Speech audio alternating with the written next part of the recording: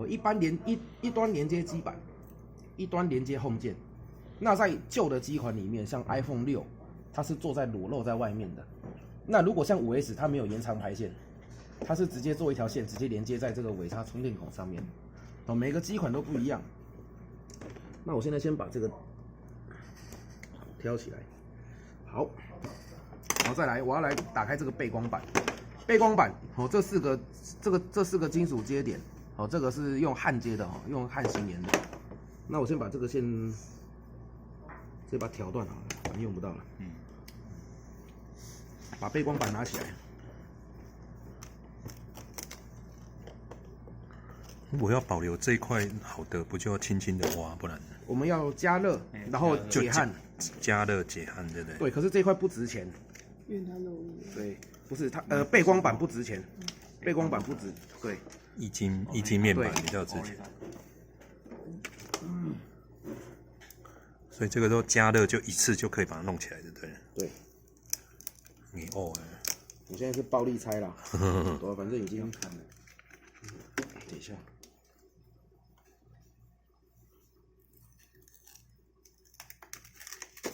哎呀，好，有没有老师不然拿个，老师你那一杯借我滴一下，滴一滴就好了。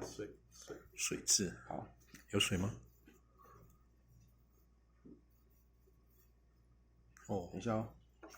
这个拿降滴，像很多大滴。那你好就是这样子。弄到上面要干嘛？好，一般来讲，我们手机常常只要碰到水之后，我们就会看到一个东西叫做水痕，从外面就可以看得出来，就会有这样子的痕迹。它就是卡在这个类似这个偏光片上面啦，对，因为这个内部的东西我不是很理解，但是就是演示给大家看一下。然后呢，像我们一般萤幕如果所谓的萤幕进水，我等一下找个图片给大家看一下。然后呢，我们就会从这个外面看，就会看到有这样的痕迹，然后迟迟无法消散。对，那这样的话，可能整组背光板就要换掉了。对，可以只有换这样子啊。换背光板的话，就是通常都是含这一块，这样子几周。那这个的话是被我拆裂的。原则上我们是不可以拆裂它的。然后呢，这个就是它这个背光板的。是背光板，是那一片金属对，的吧？这整组不是金属的，不是。金属后面这些都是。那些是背光板哦。对，这里不是金属的哦。这按你上来一周了。那个没什么东西，看起来没什么。LED 啊，叫 LED 啊。打上去，打灯光的嘛。偏上去。这一块就是 LED。变光啊。这就是 LED。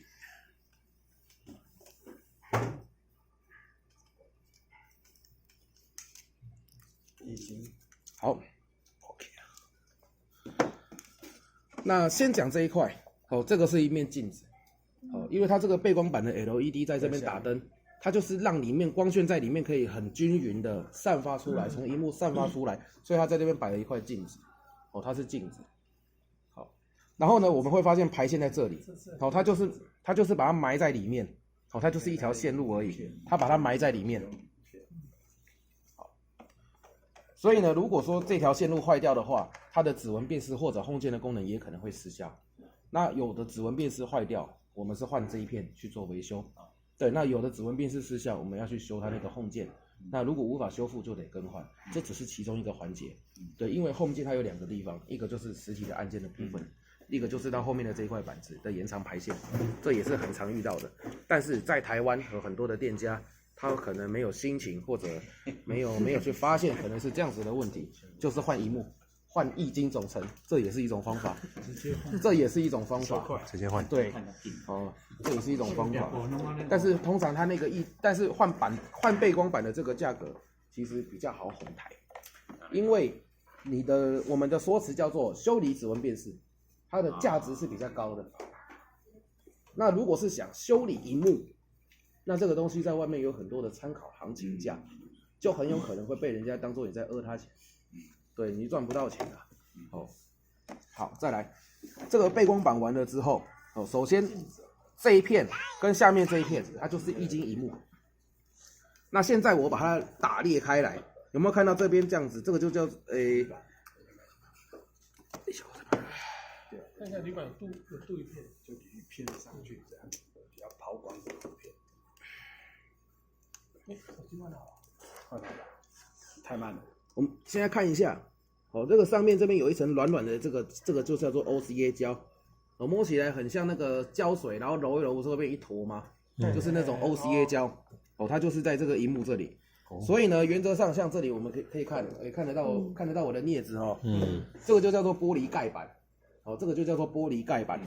所以一般来讲，有很多的店家如果在这个玻璃破掉的时候，我们会先把这个支架给拆除。看起来就歹贴的啊，哈，这整个要换拆玻璃部件对，，拆掉就坏掉。支架很便宜，哦，支架很便宜，一个大概通常我们买都是买100个啦，对，很少再买1个2个了。现在换玻璃不简单啊。它要有设备，哦，这个就是破掉的萤幕，哦，大概跟大家简单讲解一下，对，因为这个设备我这里也没有，对，只能稍微讲解一下。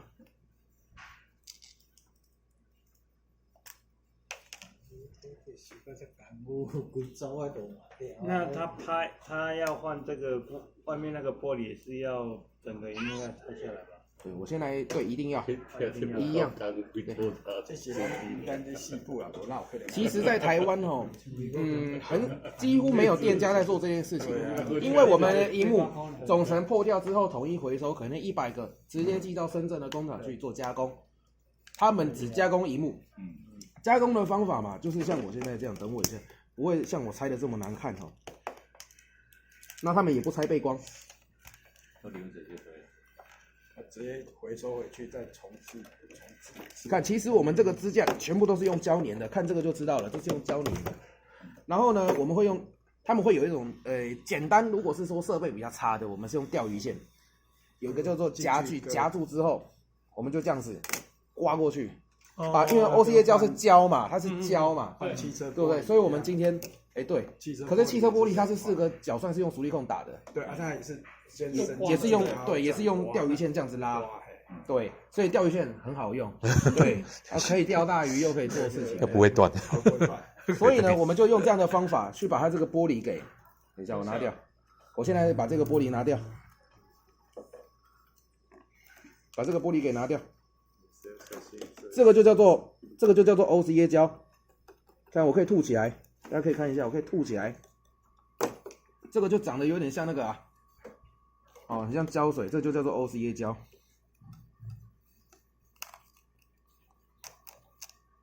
这个就叫做 OCA 胶。